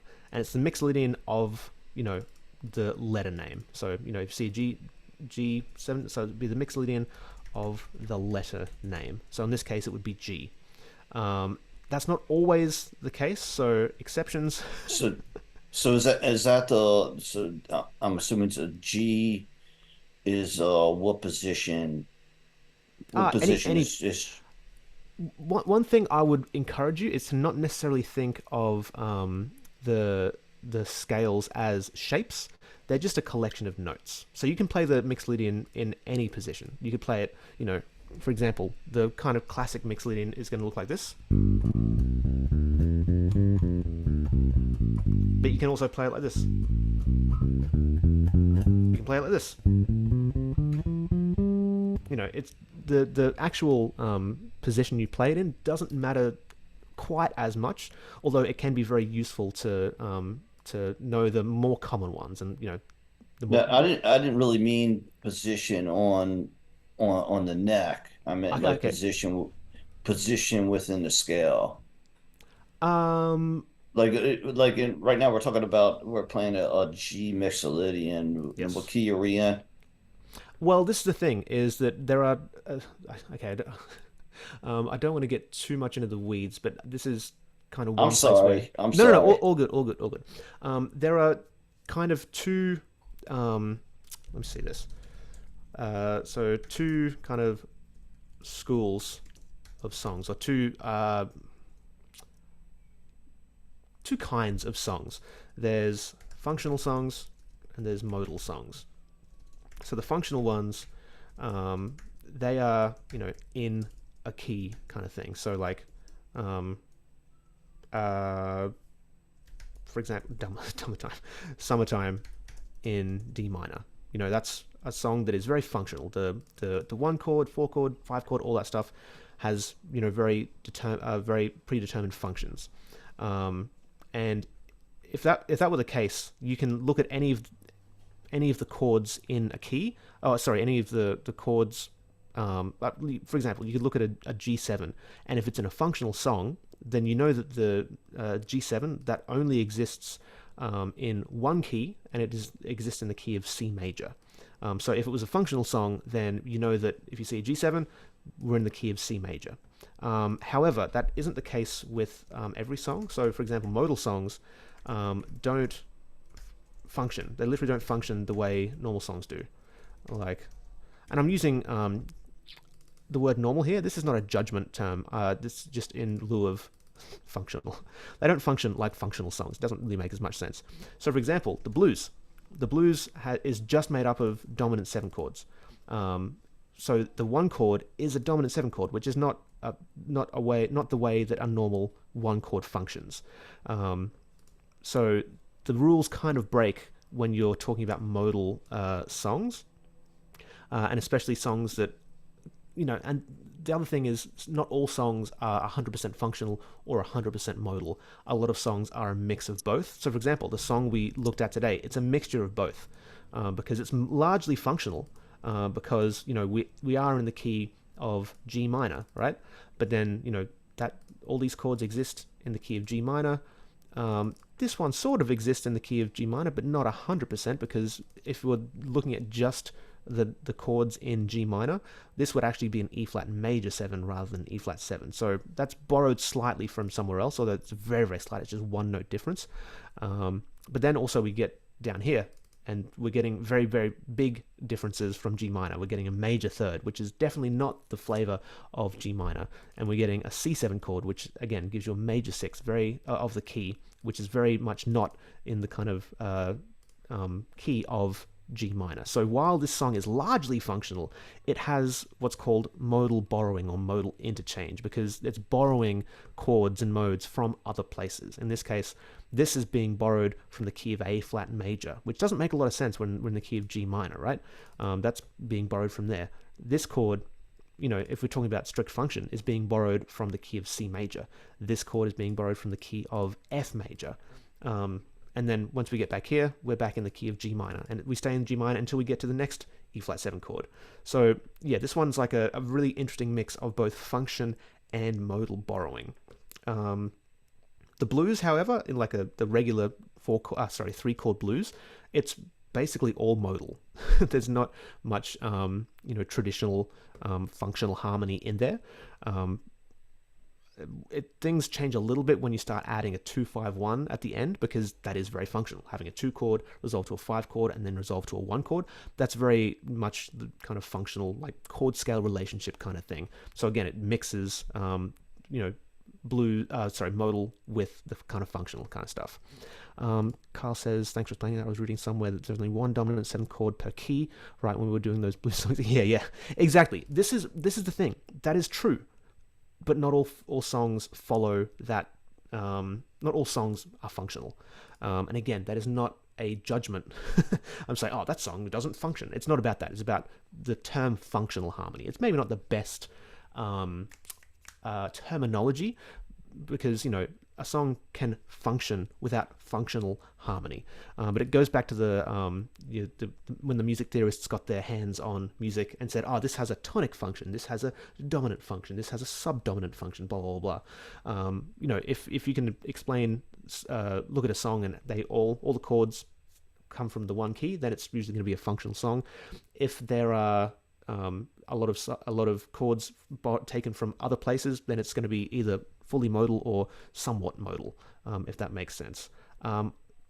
So circling back to Norm's question, which is, we've taken quite the detour in that, but that's okay. I know I said I wouldn't introduce any new things right now, but the question kind of called for it in this particular case. That's what we were doing. We were looking at getting so distracted, can't figure out what we were doing. So Norm's question was about how the modes kind of fit into the core scale, right, Norm? Is that accurate-ish? Yeah, so I just if I'm in a particular key, and so how do I know what mode to play over what chord? That's sort of my question. Yeah. Okay. So that depends on what kind of song you're playing. If you're playing a functional song that uses exclusively chords from within the key, you can very, very easily figure things out, because you know what chords exist in all the different keys. And if not, I think I have some resources that can make things a lot easier, just like a printout of all the different chords and all the different keys. However, if a song has chords borrowed from outside of any particular key, then chances are they're being borrowed from somewhere else. And in that case, you can follow some of these rules. So if you see a dominant chord and it's not altered in any way, so it's an altered dominant chord would be like if you saw like A7 flat 9 or like A7 sharp 5.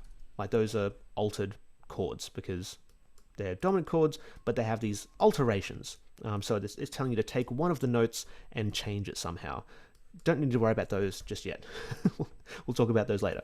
But if you see just a pure unadulterated dominant chord, most of the time you can play Mixolydian. How would I know when to play that Mixolydian? So I know what key we're in, but I just it has to do with the dominant or not dominant? I don't know when to play Mixolydian. Yeah. So again, if you're in, and again, it takes a bit of knowledge and experience to know whether a song you're playing is functional or modal. But for example, if we're in the key of, if we take Summertime as an example, it's in the key of D minor, which is the same key as F major, but if we just, let's keep things D minor for example. D minor 7, you would use the D Aeolian, the E minor 7 flat 5, oh, pardon me, flat 5, you'd use the E Locrian, F Maj 7, F Ionian, G minor 7, which is going to be your G Dorian. I know I'm saying these funny. I'm just being stupid, by the way. That's not how you're supposed to say them. What am I? I'm the Phrygian, B flat Maj 7. This is going to be your B flat Lydian. Let me just make that a Maj 7, not a Ma 7. And then C7 is going to be your C Mixolydian. Now, by the way, I finally get it. have you had one of those mini epiphanies?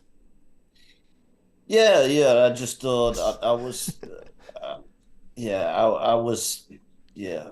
I was crazy on the majors and not the minors, and it's the same order, just starts to go place. Yeah, exactly. So if you take these two and chuck them down here, F major, Yeah. same thing, Okay. 100%. Perfect. Thank you. Yeah, Thank no you. worries. No worries. All good, all good. So if we look at the chords to Summertime, we have D minor for 4 bars. Oops. This is going to end up being messy, probably. Oh, yeah, definitely. I can't space my things out properly. There we go. Here we go. Let's try that. Then we have G minor 7. Oh, that's minor 7. Actually, have to do that. E minor 7 flat 5. And then this would technically be one of those altered 7s, so this would be A7 flat 9. Don't worry about that too much at the moment yet. And then let's do this. Make things easy for ourselves. This would be like a C7 type of vibe. And then this would be F. I'll just say F because I'm not going to have space otherwise. D minor 7. And then E minor 7 flat 5. Oop. A7. And then D minor 7. And then you have, again, let's just say A7 for ease of use right now. There we go. No, not that. There we go. Okay, that ended up not being terrible, which is nice. Whoops, that is bad. Okay, so in this case, because everything in this song can be found up here, that tells us that we're in a functional song. So we haven't got anything from outside. That's a little bit tricky because this. The one exception is this A7 chord, because this A7 chord technically does not fit into here, but because it's such a common sound, it may as well be. So like you could even think of this as being like A7. So you know how like in like when you get taught at school, Y, the letter Y can sometimes act as a vowel. This is kind of like the musical equivalent. Like this is so common that it's almost the similar kind of thing. It is not found within this this minor chord scale, but it may as well be because it happens so frequently. This is probably finding this chord in this key is probably more common than finding this chord, but there are going to be plenty of examples of this chord. So maybe this wasn't the best example to lead with. But that being said, everything you find here exists here, and that tells us that we're playing a functional song. So anytime you see any one of these, you can just find the corresponding chord. That's going to be the corresponding mode. So, E minor 7 flat 5, you're going to play the E Locrian. Find a G minor 7, you're going to play the G Dorian. Find an A7, this one's going to be the A Phrygian dominant, or Spanish Phrygian, depending on who you talk to and what they call it. Dominant. Make that one just a little bit smaller so it can fit on one line. There we go. So yeah, anything you find in here, going to find up here as well. The same thing is not true of a blues, for example. So like you look at the notes in F7, B flat 7, oh pardon me, and C7, which are the notes, the chords you'll find in an F blues. The notes of the chords are going to be F, A, C, E flat.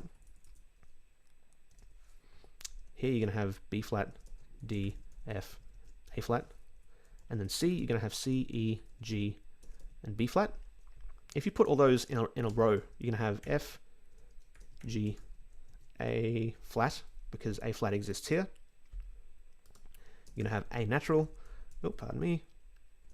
You're going to have B, oh, pardon me, B flat. You're going to have C. You're going to have D, E flat, because that exists here. But then you also have an E natural here. So there are, what, 1, 2, 3, 4, 5, 6, 7, 8, 9 notes here. Am I missing any, or is that everything? F, G, yes, G is there. A flat, B flat. Yeah, okay, I think that's everything. There is no key that has 9 notes.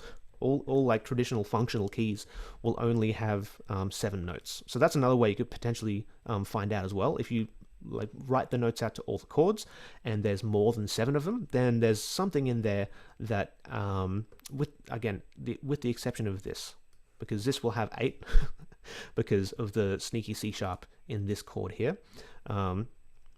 But yeah, that's the one exception that is basically a rule at this point.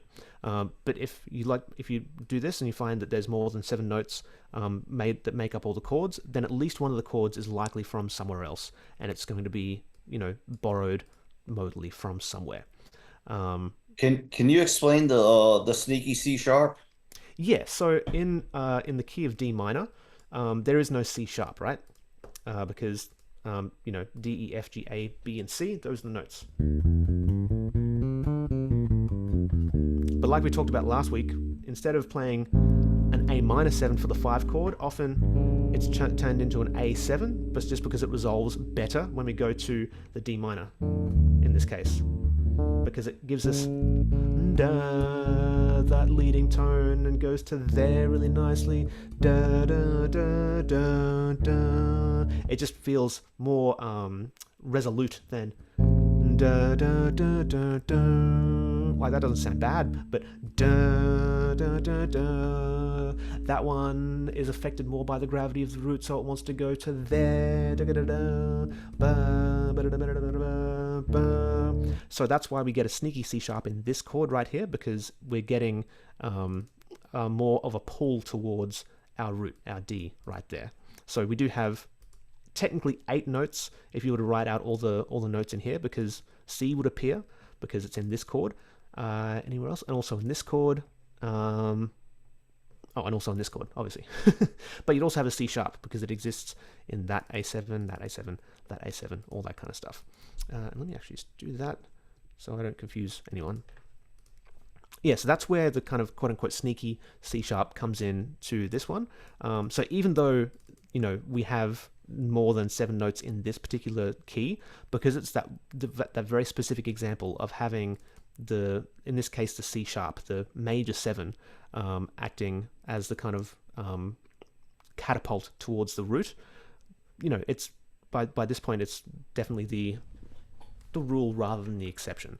But if you're in a major key, for example, like, you know, you would say this would be like, we're definitely not in a minor key here. So, and even then, we've got 9 notes here, so they don't fit into one key neatly at all. So you're definitely dealing with something that's modal there. Yeah, so, and again, if you see an F7 chord and you're playing an F blues, mixed Lydian is going to work really, really well. Same when you play the B flat 7 chord on that same F blues, mixed Lydian is going to work really well, but it's going to be the mixed Lydian of the letter name, in this case, B flat mixed Lydian. When it goes to the C7, C mixed Lydian is what you'd use, because that chord type demands a specific set of notes, and that specific set of notes exists in mixed Lydian, if that makes sense. Now, hold on. Someone wrote something in the chat. Oh, hold on. There we go. Okay, Carl's got to go. All good. No worries. Yeah, if anyone needs to head out, we've already gone over time, so that's totally fine. That's all good. Yeah. So sorry, that's my bad for asking too many questions. It's not a bad thing at all.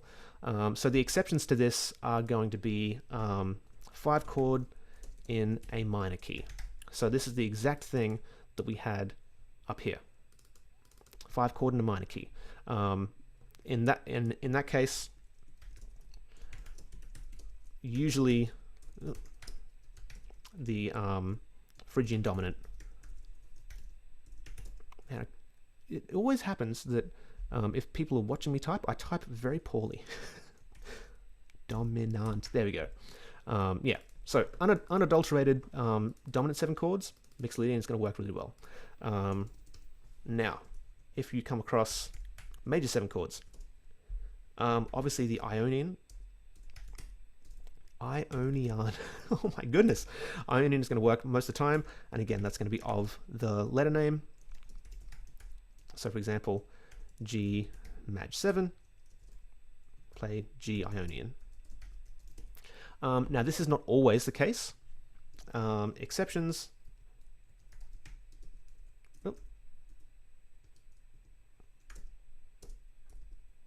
Is going to be the 4 chord in a minor key, in a major key, and in that case you play the Lydian. So for example, in C major 7, in the key of C, you have an F major 7. You'd play F Lydian. Sometimes also if you see this, like a major 7 sharp 11, they're asking for Lydian there. Because that's exactly what major 7 sharp 11 will give you. It'll give you a Lydian sound, a major 7, so, in the key of C major, 1, 3, 5, 7. Sharp 11 is going to be, that's our regular 11, which is just a 4. 4 is just an 11, it's the same thing. But we're sharpening it, so raising it 1 fret. Da, da, da, da, sharp 11, da, da, da, da. Just like a major scale with a sharp 11, sharp 4, the exact same thing right there. Some, like, what I was saying before about some jazz musicians will default to the Dorian when they see a minor 7 chord. Some jazz musicians will default to a Lydian sound regardless of the function of the major 7. So anytime they see a major 7, they'll just play a Lydian sound just because that's what they like, that's what they have done a long time. So that's what they do. Now the minor 7s are trickier. So like anytime you see like a M7, not there we go. No, I don't want that there. Yeah, or like this. Pardon me, 7 or Min 7. Any of the ones we talked about last time. It's variable. Your Aeolian and Dorian are more common. Phrygian less common. Phrygian is less common. So these ones you kind of have to know roughly what you're dealing with in terms of, the keys and all that kind of stuff. So, for example, if you go back up to this one here, we've got minor 7s all over the place. And when I say that, I mean I only have 2, which is apparently all over the place in my book.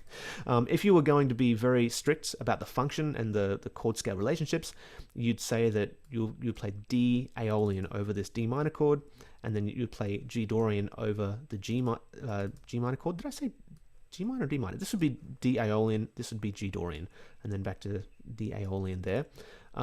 However, you could play potentially a D Dorian sound over this. That would be totally fine. In fact, let me do that to show you what I'm talking about. Oh wait, no, that's 1 track. Hold on, where's session 5? Sometime. Okay, this is what a D Dorian sounds like. Actually, I'll do both. I'll give you like a D. Pardon me. Ooh, that was one. Hold on, is that the right one? That's right. Okay, so must have missed the count off on that track. My bad.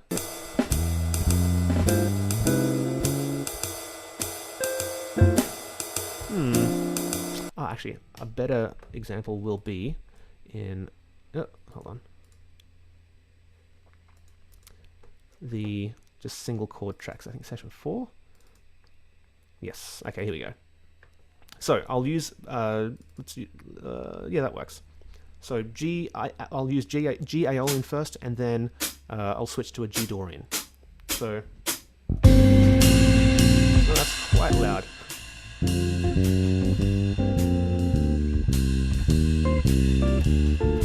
So here we go. Flat 6, flat 6, da, da, da, da, da. Now Dorian sound.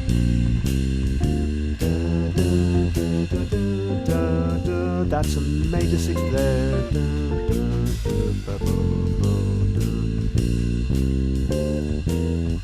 Major 6, major 6, minor 6, minor 6.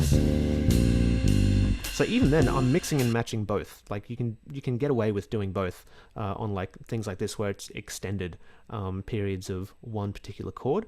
And in fact,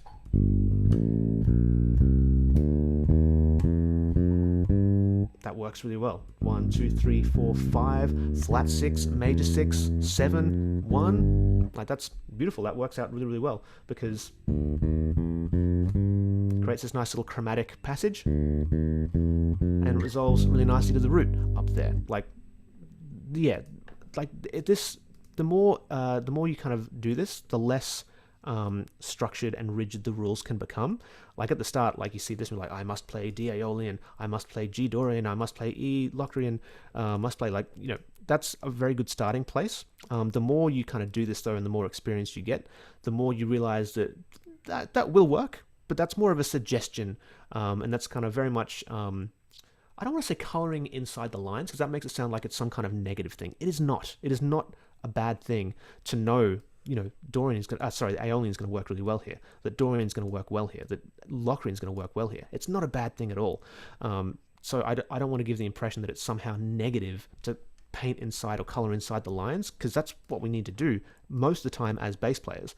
But the more experience you get, the more you have leeway to bend and break the quote-unquote rules, the more experience you get, and the more your ear opens, number one, and your understanding of when and where you can break these rules gets a bit more sophisticated.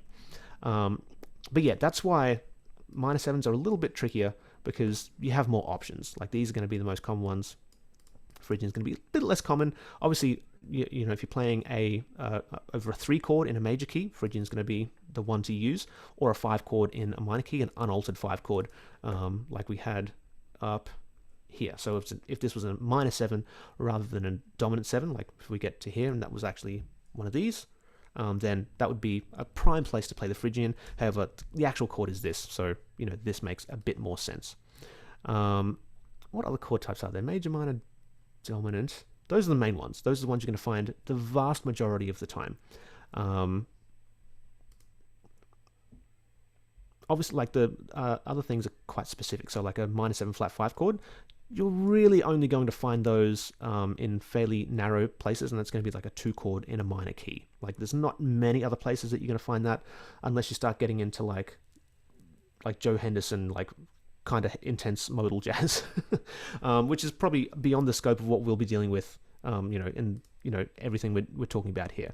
So yeah, the probably the easiest one to kind of get your head around is the major 7, just because there's less options, and usually it's going to be, you know, a 1 chord, although not always the case. And then the dominant chords, again, there's fewer options. It's often going to be Mixolydian, but not all the time. There's also other edge cases where it's, I won't get into, that's not always the case. That, you know, this is enough for now. I don't want to overload anyone. I think I may have already done that by this point. But these are good rules of thumb. So unaltered dominant chord, Mixolydian. Altered dominant chord usually go the Phrygian dominant. Major 7, most of the time it's Ionian. If it's not Ionian, it's probably going to be Lydian. And the minor 7 ones, usually going to be these two, sometimes going to be this one. If it's in, and by the way, if you see any of these and you know what key you're in, it's going to be the corresponding Aeolian, Dorian, or Phrygian. So, you know, for example, Aeolian, Dorian, and again, if this was a minor chord, that would be the Phrygian. In something that is less structured like that, something that is more modal, that doesn't have a normal function, then it's going to be a little bit more loose, and oftentimes there will be more than one quote-unquote correct answer. Like, you know, if you're playing So What, like the very famous Miles Davis song, which is just, you know, 16 bars of a D minor 7 chord, followed by 8 bars of an E flat minor 7 chord, and then another 8 bars of a D minor 7 chord. Like, it's the one sound the whole way through. And a lot of times Dorian is the quote-unquote correct answer for what to play. That being said, you can play a flat 6 that doesn't exist in that Dorian. You can play a flat 2 that doesn't exist in that Dorian. You can justify basically anything that doesn't fit into that Dorian. It's not necessarily about the mode that you use and having to force yourself to stick inside those lines. It's all about more so how you're connecting, your ideas, and are they resolving in a way? Because you can play all the quote unquote wrong notes as long as they resolve in a satisfying way. So if we go back to this minor 7 chord, I'll try my best to use every single note of the chromatic scale, but I'll just massage it in a way where I'm ending up playing roots, thirds, and fifths on all of the beat ones. Maybe some sevenths in there as well, but I'm going to use all the notes of the chromatic scale. So I'm not going to constrain myself to just using the Dorian or the Aeolian or the Phrygian. I'm going to use the chromatic scale, technically, but I'm going to use it in a way where I'm targeting the roots, thirds, and fifths of all the chords. 2, 3, 4. Major 7, flat 6, major 6,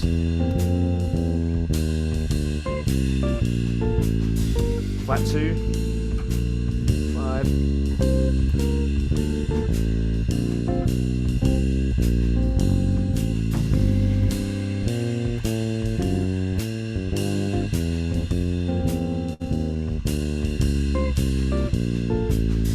so I'm using all the quote unquote wrong notes, but usually I'm playing them on beats 2 or beats 4, and I'm not necessarily trying to do that, but I think that's probably what happened. I don't remember exactly what I played, but if I'm playing roots on beats 1, and roots, thirds, and fifths on beats 1, and most of the time 3, then by default, a lot of the quote-unquote wrong notes, or the notes from outside of the mode, they're going to fall on beats 2 and 4. So I think one of the things the first thing I played, I do know what it was. It was this.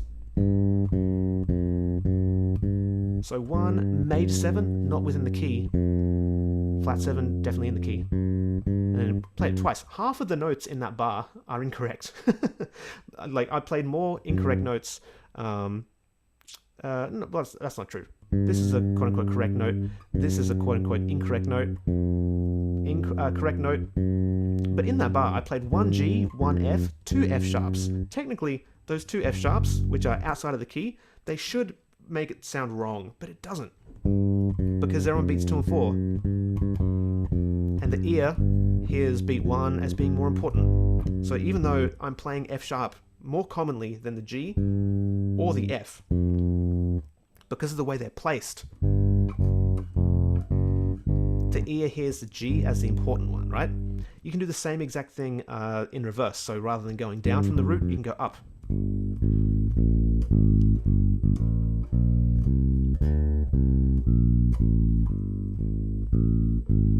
So 1, flat 2, 2, flat 2.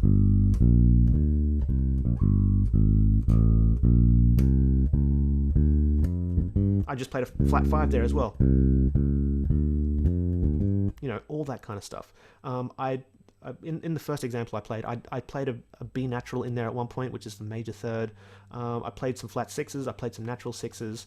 I played all the notes of the chromatic scale. And if you listen to any bass player play over any good walking bass player play over a long section of a single chord, eventually they will play all the notes of the chromatic scale.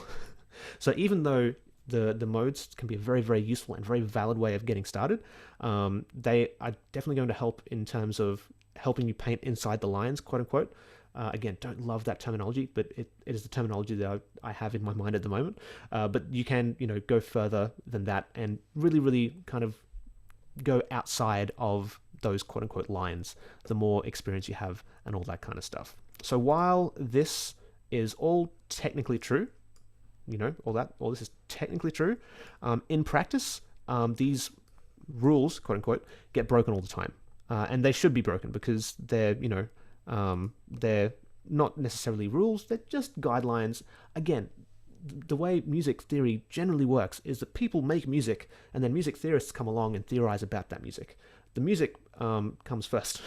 So it's a lot more useful to think about it from that perspective, because and that's most of the time, music is not being created from the music theory. The theory is there to explain the music that exists. That is not always the case. especially once you get into like 20th century music, especially like newer classical music, 12-tone series, serialism, all that kind of stuff. Those rules, they go squarely out the window because that is music that is written from a theoretical standpoint. However, the music that we all probably listening to is probably not primarily created from the confines of, or the restraints of, music theory. It's probably like, oh, this sounds good, yeah, let's do it, even if it breaks the quote-unquote rules of music theory.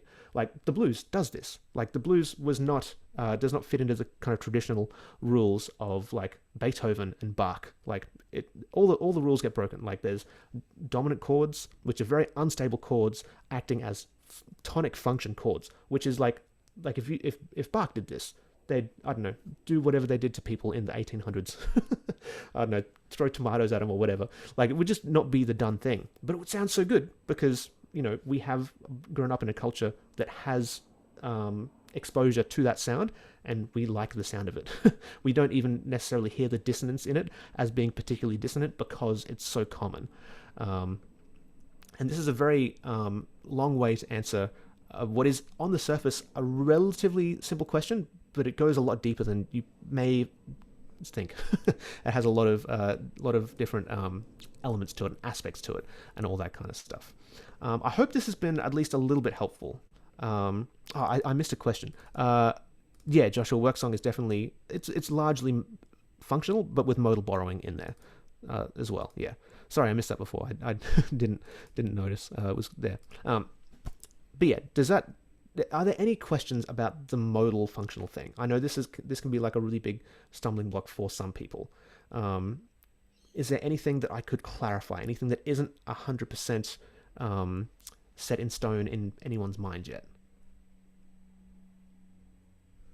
Sorry, I keep asking questions, but yeah, that whole thing just kind of blew my mind. It was deep, but yeah, it was deep. But you said like color without, within the lines. Yeah. I would like to see that, just, all this other stuff that's exceptions, just knowing that the exceptions are to the rule. I would like to see, like, how do I color within the lines first? Like the exercise I just did where I used all the notes of the chromatic scale, but just using the notes of the mode. Is that what you mean? Yes. Okay, yeah, 100%. I can 100% do that for you. Here it is. Okay, so this is that G minor 7 track. I'll just use the notes of G Dorian. I won't do anything except the notes of G Dorian. Oh, let's go back. Okay, so here we go.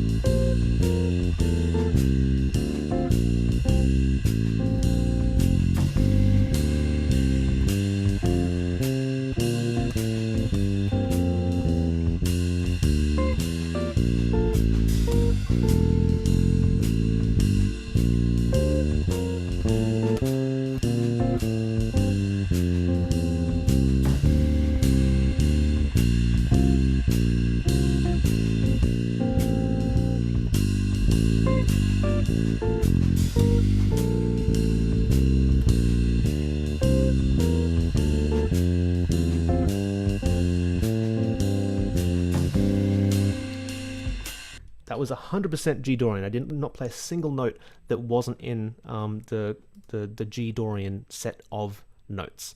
However, that being said, what I did do a lot of the time was place chord tones on beats 1, maybe beat 3, probably beat 3. I wasn't paying that much attention. Not that I wasn't paying attention, but it's just that I've done this for a long time, that I know what I want to, I know what sounds I want to come out. I know I want to play, a lot of roots, a lot of thirds, a lot of fifths on beat 1. So that's what will end up happening, just because I have that experience at this point. Now, that's not necessarily better or worse than the example from before. It's just a different approach.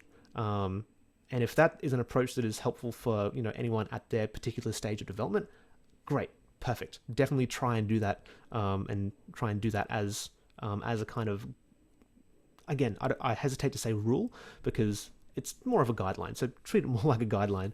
But the kind of exercise of taking those tracks and just using the notes in a particular mode or a particular scale can be very, very helpful. Can be very, very useful. The thing you want to really pay attention to is what are you playing on the downbeats? What are you playing on beat one? Because you can do the same exact exercise and play no roots on beat one, and it's going to sound weird. It can be all quote unquote technically correct in that you're only using the notes of G Dorian, but it's not going to sound like G Dorian because you're not playing Gs on beat one, for example. Let me demonstrate the kind of a wrong way of doing things if I can. This is going to be weird. All right.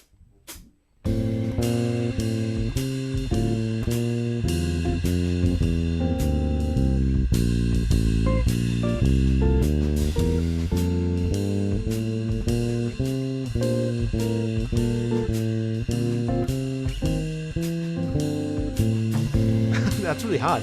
That is genuinely hard for me to do. I so want to play the Gs on beat one. It's difficult for me to not do that. Yeah, sorry, that wasn't the best example of doing the wrong thing. Let me try one more time. Let me try to think about it in a slightly different way.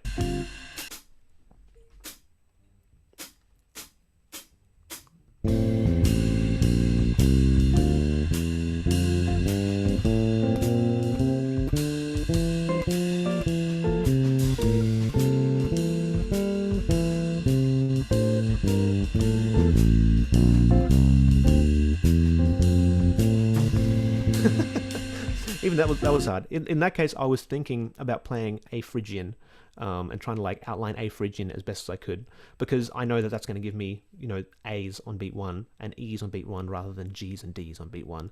But still, my ear was still very much drawn to, I just want to play the G. Let me play that G, please.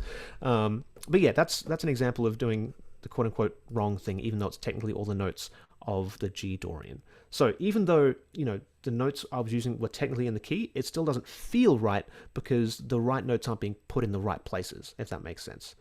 So it is more than just playing the right notes. It's about the note placement and all that stuff as well. That's like the, additional layer of, I guess, complexity is one way of looking at it.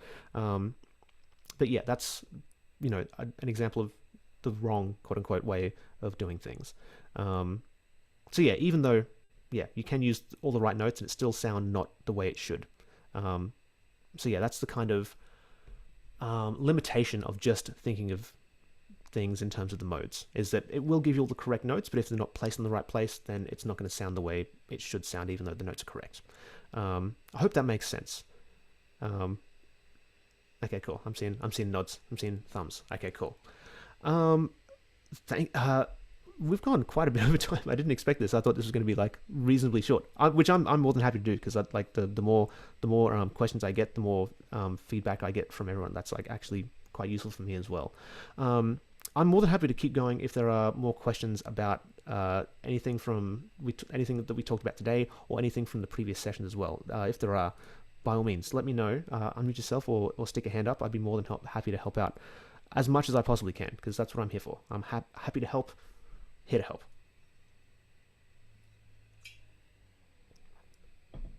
Thank you, Luke. No worries, Norm. All good. I think that might be us for today. Again, as always, thank you so much for your patience. Thank you for all your questions. Really appreciate it. We'll be here at the same time in 2 weeks' time with some more stuff. And in the meantime, I'm going to make up that like checklist kind of thing to try and organize a bit of the chaos that I've kind of thrown everybody in. So yeah, look for that from me in the next day or so. I'll see if I can organize everything in a bit more, helpful, meaningful way. Again, thanks so much, everyone. I'll see you in a little bit. Have a fantastic evening or day, and I'll see you soon. Cheers. See you, everybody.